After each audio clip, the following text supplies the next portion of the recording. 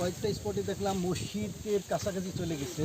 একটা মসজিদ, একটা কবরস্থান, দোয়ার উত্তরপাড়া মসজিদ, দোয়ার উত্তরপাড়া কবরস্থানের কাছাকাছি চলে গেছে। এই মতো দশিয়াটি পশ্চিমপাড়া কবরস্থান সহ এই ফুলকি ইউনিয়নের অনেকগুলা পয়েন্টেই অনেক ভাঙ্গনের শিকার হয়েছে।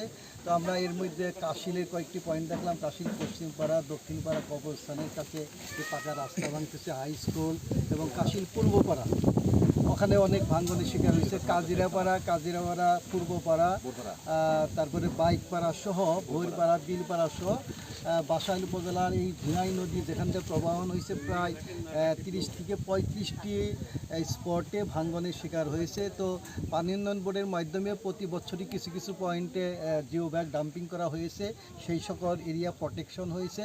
তো আমরা এর মধ্যে যদি জরুরি ভিত্তিতে আমি যে পয়েন্টগুলো বললাম এই সকল পয়েন্টে প্রোটেকশনের ব্যবস্থা না করা হয়, তাহলে পানি যখন টান দেবে, এখনও ভাঙতেছে, পানি টান দেওয়ার পরে দেখা যাবে প্রতিটা পয়েন্টে প্রায় 1-150 মিটার ভিতরে ঢুকে যাবে।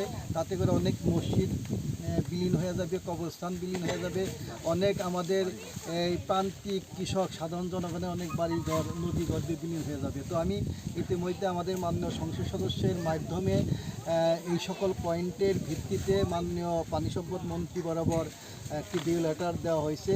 সেখান থেকে প্রয়োজনীয় ব্যবস্থা গ্রহণের জন্য আমাদের এসসি এবং এক্সএন বরাবর প্রেরণ করা হয়েছে। তো ওনাদের সাথে আমি আজকেও কথা বলেছি, সেভারাল টাইম এর পূর্বেও আমি কথা বলেছি।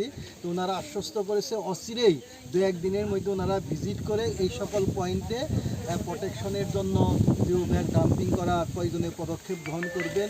তো আমরা আজকে আপনাদের মাধ্যমে সরকারের ঊর্ধ্বতন কর্তৃপক্ষের কাছে আমার বিনয়ের সাথে অনুরোধ জানাচ্ছি যে এই ঝিনাই নদীর বিভিন্ন পয়েন্টে ভাঙ্গন প্রতিরোধে অনতিবিলম্বে প্রোটেকশনের ব্যবস্থা গ্রহণ করার জন্য অনুরোধ জানাচ্ছি। তা না হলে বাসাইল উপজেলার বিভিন্ন পয়েন্টে অপূরণীয় ক্ষতিগ্রহণ হবে।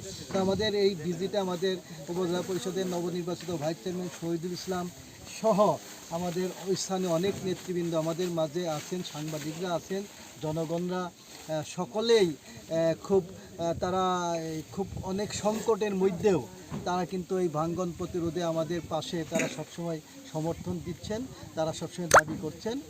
তো আমি সরকারের কাছে এই দাবিটি জানাচ্ছি। জয় বাংলা, জয় বাংলা।